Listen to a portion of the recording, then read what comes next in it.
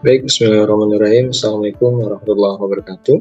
Apa kabar teman-teman dan rekan-rekan mahasiswa semuanya? Semoga selalu sehat dan selalu dilindungi Allah Subhanahu wa Ta'ala. Welcome back to my channel, Kelas Mr. Iman.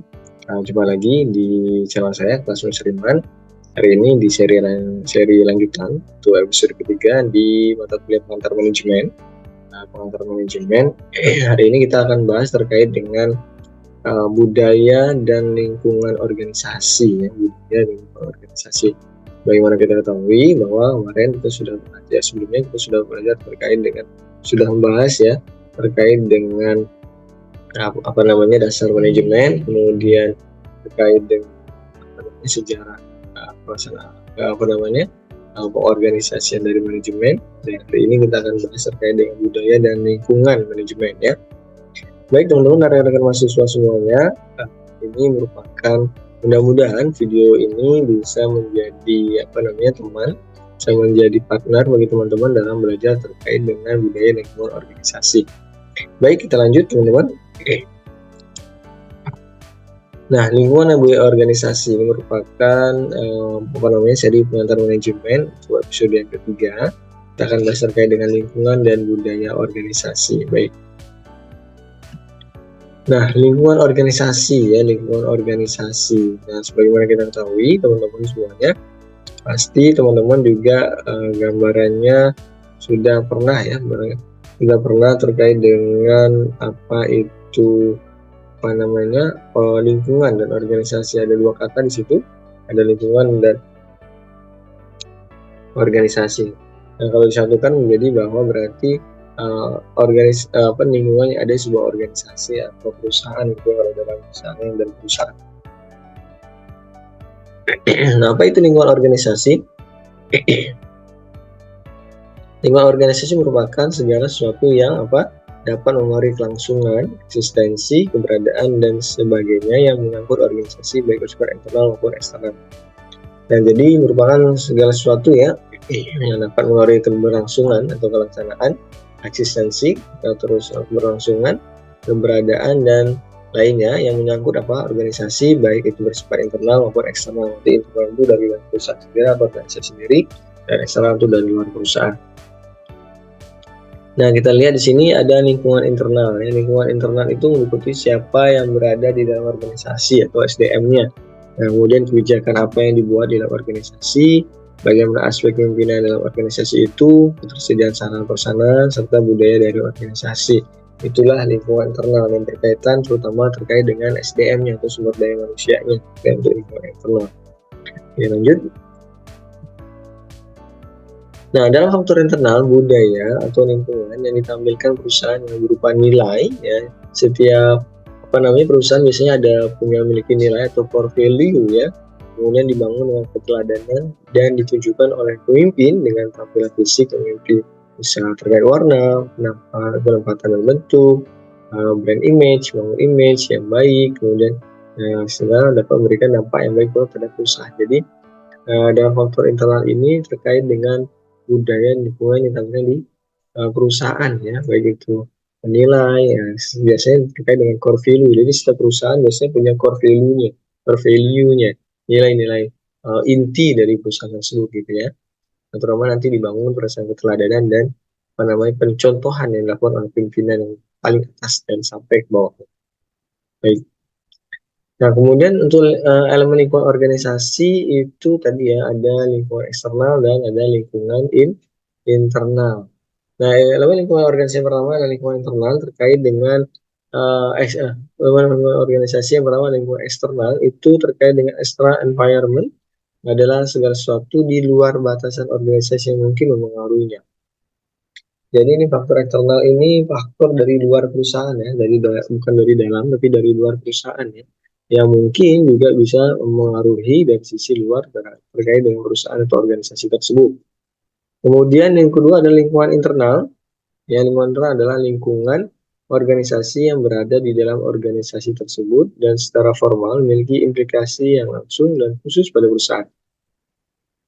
Ya, seperti kita sampaikan tadi bahwa lingkungan internal ini lingkungan organisasi yang berada di organisasi itu terutama terkait dengan sumber daya manusianya, bagaimana sumber daya manusia itu menjadi faktor penentu lingkungan internal yang ada di sebuah perusahaan atau apa namanya organisasi ya, di mana lingkungan organisasi apa namanya secara formal memiliki implikasi atau dampak yang langsung dan khusus pada perusahaan. Bagaimana SDM di situ akan menentukan jalannya dari perusahaan atau organisasi yang ada. Baik, lanjut. Nah, untuk lingkungan eksternal sendiri itu dibagi menjadi dua ya. Ada lingkungan eksternal yang bersifat umum, ada berupa lingkungan umum, ada lingkungan eksternal berupa lingkungan tugas ya. Nah, kita bahas dulu apa itu lingkungan eksternal yang bersifat lingkungan umum, general environment. Disebut juga lingkungan yang tidak mempengaruhi langsung pada organisasi atau indirect environment. Jadi lingkungan umum itu dia tidak berpengaruh secara langsung pada perusahaan atau organisasi atau indirect environment. Kemudian yang kedua adalah lingkungan tugas atau task environment. Disebut juga lingkungan yang berpengaruh langsung pada organisasi atau indirect environment, yaitu unsur-unsur organisasi yang secara spesifik berpengaruh langsung kepada organisasi. Jadi untuk task environment ini biasanya lingkungan luar yang berpengaruh secara apa? Direct, langsung ya. Yang apa namanya? Organisasi yang secara spesifik berpengaruh secara langsung kepada organisasi itu ya. Oke, baik, lanjut. Nah, tadi ya kita lihat tadi ada lingkungan organisasi, ada berupa lingkungan yang umum, ada lingkungan khusus, dan selanjutnya ada lingkungan internal. Jadi lingkungan umum itu terkait dengan teknologi, sosial cultural, economics, legal political, dan internasional. Nah, untuk lingkungan umum sendiri, itu kita coba bahas lingkungan tugas itu ada kompetitor, customers, labor market, dan supplier. Kemudian untuk lingkungan internal itu ada employees, ada manajemen, dan ada culture-nya. Ya, kita lihat untuk lingkungan umum ya, dimensi internasional dulu ya, lingkungan umum internasional. Biasanya untuk lingkungan eksternal berupa dimensi internasional itu menyediakan hal baru biasa terkait dengan pelanggan, oke, menciptakan pelanggan, dengan perusahaan, kemudian pesaing, oke, ada persaingan di situ bahwa lingkungan eksternal itu berupa bisa juga pesaing dan juga ada pemasok dengan lingkungan eksternal. Nah, bentuknya ada tren sosial, bagaimana pengaruh sosial, kemudian ada perkembangan tren teknologi, bagaimana suatu perusahaan itu juga harus mengikuti apa namanya tren perkembangan yang ada di eksternal, terutama teknologi, perkembangannya, kalau tidak akan ketinggalan, dan tren ekonomi, bagaimana perkembangan ekonomi yang ada di luar perusahaan, gitu kan makanya itu untuk dimensi internasional. Kemudian selanjutnya dimensi teknologi, yaitu kemampuan ilmu pengetahuan dan teknologi, di mana memiliki industri tertentu dan masyarakat pada umumnya sudah melek untuk dimensi terkait dengan teknologi ya. Nah, untuk dampaknya berarti dia bisa berdampak kompetisi semakin ketat. Berarti dengan adanya kompetisi, orang berlomba-lomba untuk menciptakan produk yang baik dan itu akan menguntungkan bagi pelanggan atau customer. Nah, bagaimana juga hubungan dengan pelanggan teknologi tersebut, bahwa ketika kita menggunakan teknologi yang baik, canggih, segala macam, maka pelanggan juga akan terus tetap stay bersama kita. Kemudian terkait dengan apa namanya dan hal lainnya bisa medis maupun non teknologi. Itu dari teknologi. Kemudian untuk socio culture dimension, ya dimensi lingkungan umum. Nah, dimensi lingkungan umum ini bisa berupa karakteristik demografis, bagaimana suatu demografi di suatu lingkungan itu bagaimana karakternya, bagaimana terkait dengan norma, aturan tata nilai yang dianut atau di apa namanya diatur ya dalam suatu lingkungan.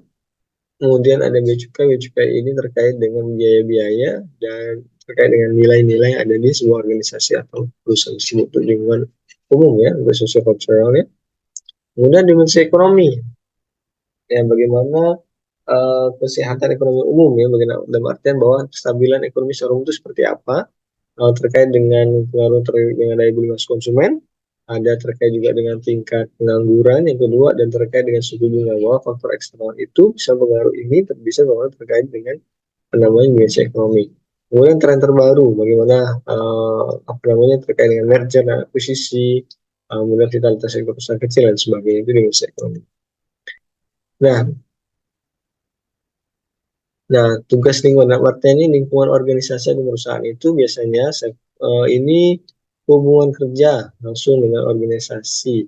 Ini biasanya terkait dengan pihak eksternal yang memiliki hubungan langsung dengan organisasi, misalnya terkait dengan pelanggan. Kemudian ada pesaing, pelanggan itu orang yang sudah loyal membeli atau menggunakan jasa kita. Kemudian ada namanya pesaing, itu orang yang selalu atau pihak yang menjadi kompetitor kita. Kemudian ada pemasok, proyek bahan baku dan sebagainya. Kemudian ada pasar tenaga kerja terkait dengan penyediaan lapangan tenaga kerja yang dibutuhkan suatu perusahaan atau organisasi itu sendiri, gitu ya. Kemudian, ini apa sih kekuatan dari pasar tenaga kerja? Kekuatan pasar tenaga kerja mengaruhi organisasi antara lain yaitu meningkatnya kebutuhan kerja teknologi informasi mulai komputer ya. Nah, ini dia sudah menentukan atau mencoba mencari yang membutuhkan yang apa yang memiliki pandainya teknologi atau melek komputer gitu ya.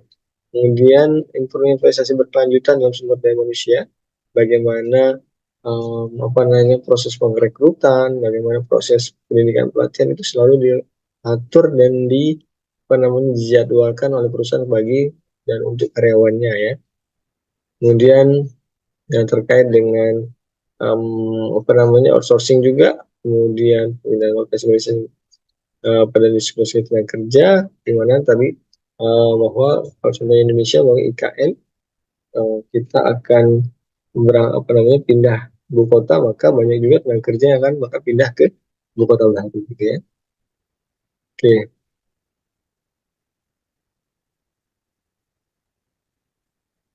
Oke, ini terkait dengan mengadopsi lingkungan, ada terkait tentang batasnya, lingkungan seperti apa, kemudian kemitraan antar organisasi, bagaimana setiap organisasi itu punya melakukan kemitraan atau kerjasama, dan terkait dengan kerja atau usaha atau merger itu gabungan usaha-usaha yang sudah ada gitu ya.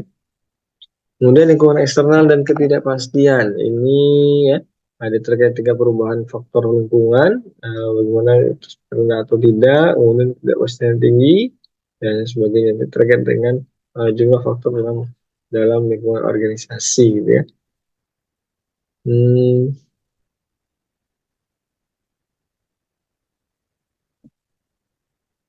Oke.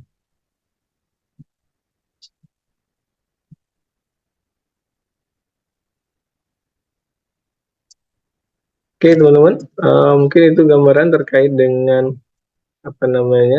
lingkungan yang berorganisasi ya. Nah, ini gambarannya ya.